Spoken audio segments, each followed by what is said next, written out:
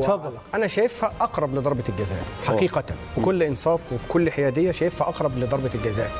وتعليقي الاول، لا انت بس عفوا، انت تشوفها اقرب الى ركله الجزاء. ضربه الجزاء. لماذا وحنا نتابعها في يعني لانه فيها دفعه في الظهر مش في الكتف، فيها دفعه في ظهر اللاعب. طبعا قرار، خلي بالك في قرارات بتبقى في قرار 50-50، ده طيب اقرب لضربه انت تشوفها اقرب الى ركله الجزاء.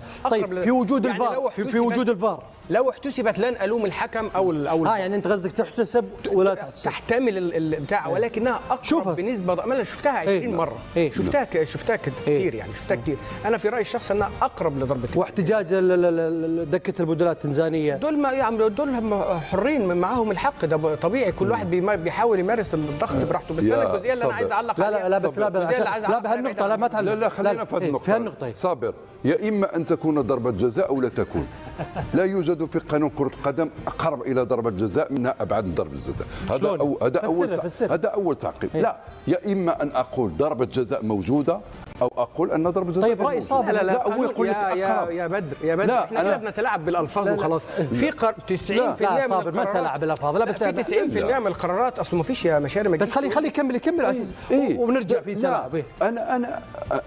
أنا أفضل أن تقول هذه ضربة جزاء أو تقول هذه ليس. هو قال لك اقرب لركله الجزاء. انا لما بقول يعني بس ما كنقولوش اقرب، ما فيش حاجه سميتها اقرب. فيها يا اما ضربه جزاء يا ابيض يا اسود. ليش؟ اما ضربه جزاء او ما فيش ضربه جزاء. انت زعلت يعني؟ لا هذه لا يمكن قطعا ان تحتسب ضربه جزاء. صابر يقول لك اقرب. انا اقول لك لا، ده رايي انا. اي طيب، انا لو قال هو موجوده ضربه جزاء كنت احترم